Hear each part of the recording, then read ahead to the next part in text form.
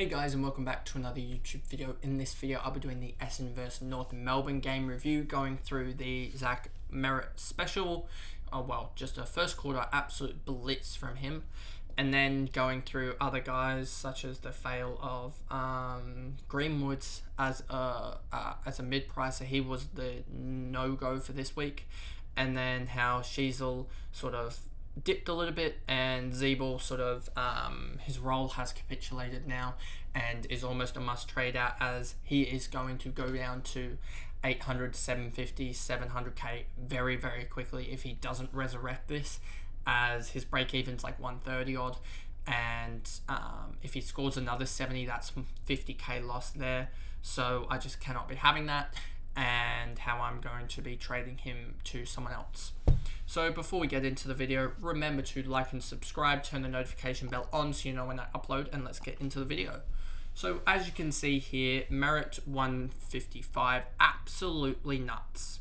And the fact that he had a 68 and then a 39, he was on 99 at halftime, and then had a 19-point quarter in the third, and then came back strong in the fourth and went 37 points. So ended up 155, absolutely ridiculous. A 155 with a 19-point quarter. So 136, outside of that is ridiculous. Nick Martin 111. I know he had a huge last. I swear he had a huge last quarter. It felt like that, or at least. Oh no, it must have been the end of the third. Yeah, he had 19 points in the last 2 minutes of the third.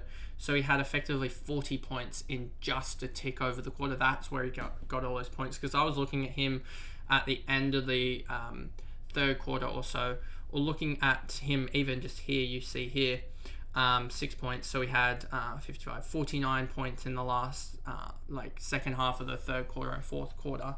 So what did I say? That was 55. So 49 points of his. So he would have been sitting on roughly 62 points halfway through the third quarter, and other people would have been around him picking up pace as well in terms of scoring. And I thought, oh, he's just going to go out and languish here at about 90 odd, but picked it up again and really went nuts. And then you've got here, so he just went absolutely nuts, to be honest.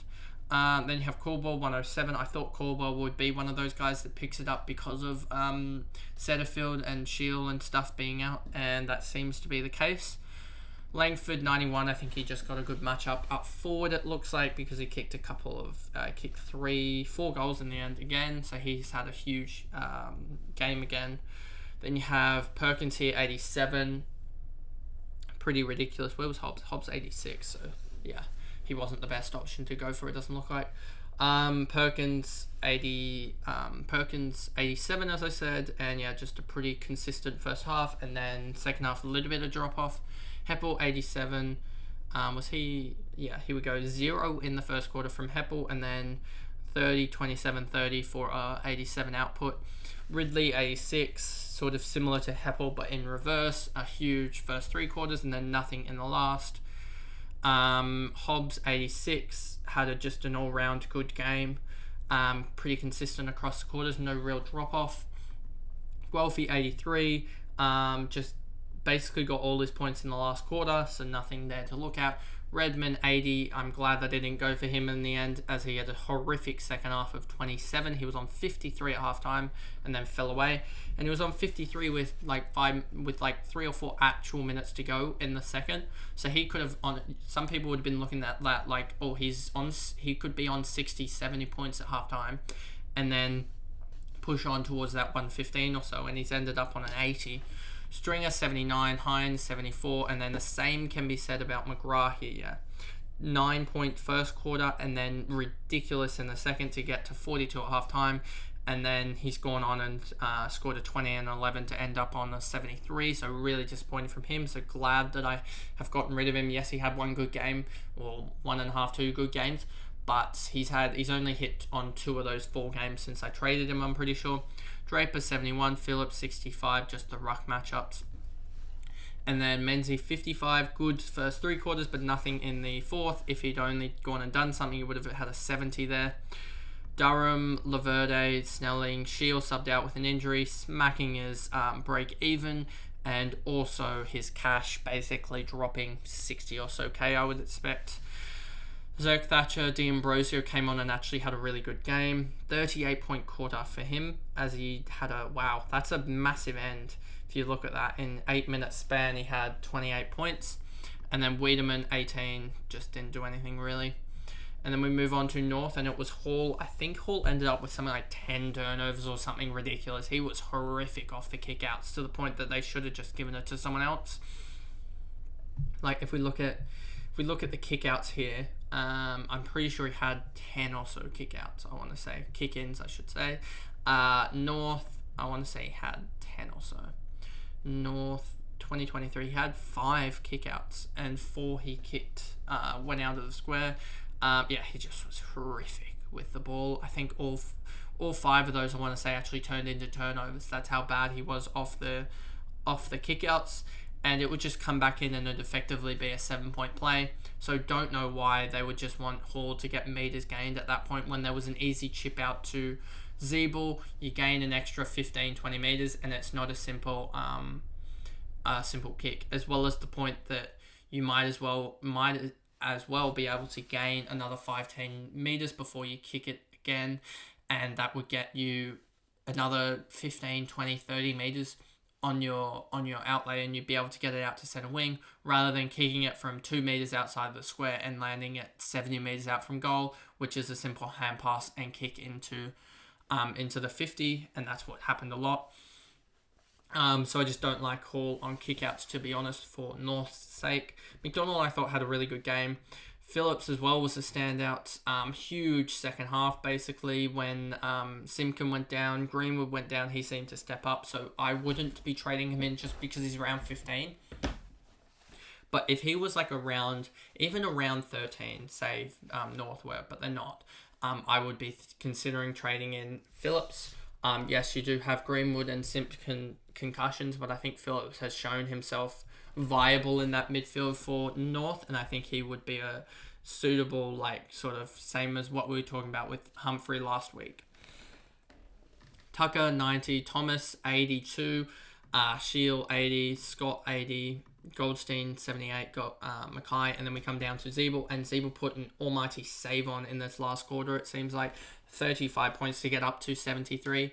Just wish he'd done something in the first 3 quarters and gotten up to 100, and 100 probably would have saved him, but or 100 would have given him a lot more value for me, but didn't do that in the end, and is now a trade out, as he's gone something horrific in his last 3, I want to say. L3 of 85, last 5 of 105, and I think that last 5 includes that big bomb. If you get rid of that L5, that big 168, he's now averaging only like something like 93 or something like that in his last 5.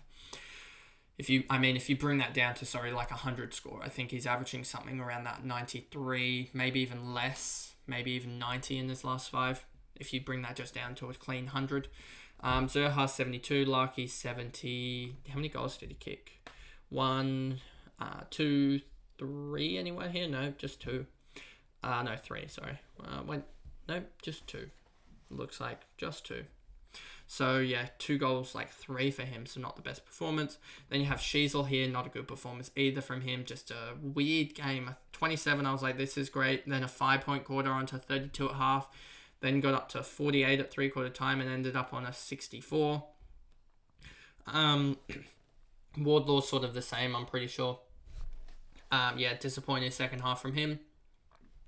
Just gave away, I think he gave away in the end 3 or so free kicks. If we look here at Wardlaw, we look here at the match stats, 2 free kicks against, 2 free kicks gained. And both free kicks against it wasn't bad tackles, it was both holding the ball. So he could easily have gotten a 70 here through a 12-point swing from actually kicking the ball rather than holding the ball. So that was a 74 going bagging, and a 74 would have been absolutely huge for Wardlaw, as that would have got him probably another 10 or 15k and gotten him up over that 400k, and also gotten him a really good, his break even is going to be good, but 20 break even, that probably would have brought his break even down to about 15 or so, which would have helped massively for cash gen reasons. But anyway, most people have him anyway, so it's just sort of it would have just made easier for me with Mitchell, how I can get him Wardlaw up. but it looks pretty good either way, as Wardlaw is 395k and Mitchell is 515. I think Mitchell can push towards that 600k post buy, as he's got 2 games and he's got a 28. If he goes 100 Mitchell, that's going to be like 50k or whatever, and he'll be up to 550k. Wardlaw, all he needs is really 100, and he'll be up as well, and he's got 2 games as well. So they've got 4 games, and I really out of them need basically 100k. I would love, they're currently 900k between them. I'd love probably 150k between them in those 4 games, which I think is achievable, because both of them could easily gain 50 or 60k this week with a good game, and then in their respective non-bye rounds in round 14 and 15 gain another 30 or 40k each. And that would put Mitchell around about that 580, 590k range, and Wardlaw around that 480, 490k range. And that would get me that would get me like an 880k, 900k guy. And that would be huge for the midfield, I think. Or it could be easily that I get Cornelia or something like that even, and place him in the midfield, giving me midfield exchange as well. But, I mean, if we just do a quick little search here, go for midfielders, 800 to 899k. We look at this. I need to brighten my screen up a little bit. I could easily get like a McRae as well as a differential pick. Cornelia, if we look at L3, I think that's going to be the best. So you got McRae, Warner, Mitchell, Shearer as well. Could be there or thereabouts. As we see here, he just had a 62, and other than that, he's been really good, pretty much. Liberatore as well, 121, a 76 was a dip in his game, but he's been pretty consistent as well. Kelly, 99, 2 sort of iffy games, but other than that, he's been alright. Crouch, 96, won't be going for him, but you see there's sort of already here, we see a lump of 1, 2, 3, 4, 5. Tom Mitchell has picked it up again as well, 97 average now for him, so he's sort of picked it up. But I'm not going to be picking him, I don't think. But there's already here 1, 2, 3, 4, 5, 6, 7 guys that I really like the look of already, and Steele might jump into that equation as well, as he's got 3 weeks now before this conundrum comes up, and Steele has, I believe, a break even of like 130. If we go here, Steele has a break even of 125. Say it takes him a week or 2 to recover that, and by then I think if all goes well, I could be getting Steele in for Wardlaw, I guess. And yes, that may look sort of dumb on the surface if I'm letting go of 100k of Wardlaw or cash gen, but if I can get a guy who's going to potentially have the ability to go 130 rather than Wardlaw, who seems to be stuck around that 70 or so range, then that's going to be much better. Then we move down here. So Spicer, Stevenson, Greenwood, concussion, just an unlucky pick for most people, as he was concussed at halftime effectively and missed it. And he was on track for a 98 effectively, or 100 if you take into account that. So yeah, just unlucky. Logue, 47, Ford, 40. Wouldn't be going for him though, as he's too expensive now. Powell came on in a sub and got 21 in 3 quarters, so not good from him. And then Simpkin subbed out early for anyone that went for him, and now he's going to be uber premium. Not uber premium, like a very, very underpriced guy. As we look at Simpkin here, it will show me the price as well that he's at. Simpkin, 661k with a 129 break even. He could be a guy that I easily just pick up to 10 games 75 average. So is that heavily affected by 2 subbed games? If we go here, I'll just do this. Simpkin, I'm pretty sure he's had 2 sub games, where he's had a sub game here, sub game here. So if you take those 2 out, I think he's averaging a lot better. I mean, if you take if you go here, 10 games 75, so 750 minus 7 minus 48 equals that. Divide that by 8, and he's averaging 87 basically. So I don't think he's a bad selection, but maybe someone that we miss, unless he's around that 600k and you think he can go like 700 or so. I mean, he can go 95, 100, as that could be your last premium. So that's basically the video there, and a long video this time, as I went through sort of how I guess some people are must trade outs, etc., how you can jump on things. But yeah, that's another video down, and I'll see you guys tomorrow with another video. Thanks, guys. Goodbye.